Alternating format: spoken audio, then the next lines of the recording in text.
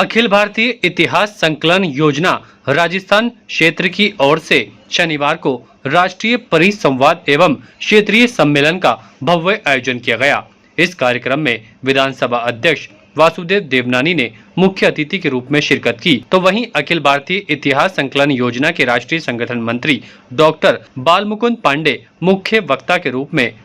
उपस्थित हुए। इसी कड़ी में राष्ट्रीय जनजातीय आयाम प्रमुख शिव कुमार मिश्रा ने विशिष्ट अतिथि के तौर पर शिरकत की, तो वहीं महर्षि दयानंद सरस्वती विश्वविद्यालय के कुलपति प्रोफेसर सुरेश कुमार अग्रवाल ने कार्यक्रम की अध्यक्षता की। ये सम्मेलन भारतीय इतिहास संकलन समिति की ओर से आयोजित किया गया, जिसमें कई शिक्षाविदों के साथ साथ प्रबुद्धजनों और कई शिक्षकों ने शिरकत की और अपने अपने विचार भी यहां पर रखे। अखिल भारतीय इतिहास संकलन समिति के सदस्यों ने बताया कि ये क्षेत्रीय सम्मेलन नई शिक्षा नीति के तहत आयोजित किया गया है और इसमें राजस्थान के इतिहास को लेकर चर्चा की जा रही है। उन्होंने कहा कि राजस्थान का इतिहास भारत के इतिहास से जोड़ा जाए और राजस्थान के इतिहास और गौरव को नई शिक्षा नीति से जोड़ा जाए, इसको लेकर भी भारत और राज्य सरकार से अनुरोध किया जाएगा, क्योंकि राजस्थान का इतिहास भी बच्चों को पढ़ाना बेहद आवश्यक है। इस मौके पर सभी प्रबुद्धजनों ने अपने अपने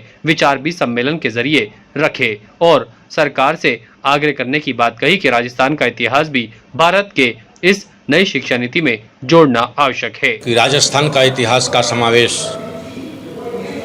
हम राष्ट्रीय इतिहास लेखन में कैसे कर सकें, इसके लिए यहाँ के जो विभिन्न प्रकार के विभिन्न डिसिप्लिन के इतिहासकार हैं उनके टोली बनाना और उनके माध्यम से राजस्थान के इतिहास को भारत के इतिहास में उचित जगह मिले, उसके लिए हम लोग विचार विमर्श करेंगे। अभी तक जो एनसीईआरटी की पुस्तकें छपी हैं उसमें और क्या जोड़ा जा सकता है और क्या कटवाया जा सकता है, इसके लिए सरकार से आग्रह करने के लिए भी हम यहाँ प्रस्ताव लाएंगे, प्रयास करेंगे। और जो इतिहास की पुस्तकें आ रही हैं तो पुस्तकें तो जो भी हैं, लेकिन पढ़ने का और पढ़ाने का तरीका क्या हो, इसके लिए हम समाज में बड़े पैमाने पर काम कर रहे अपने अध्यापकों के बीच में भी बात करेंगे। कल देश भर के जो जनजातियों के क्षेत्र में इतिहास लिखने वाले लोग हैं उनका दिन भर का सम्मेलन होगा। तो जो जनजाति हमारे हैं सुदूर जंगलों में है, उनके अभी भी जो भारतीय संस्कृति है वो लुप्त नहीं हुई है, आज भी उनके यहाँ जीवित है और रेफरेंसेस बहुत सारे उनके यहाँ भी पड़े हुए हैं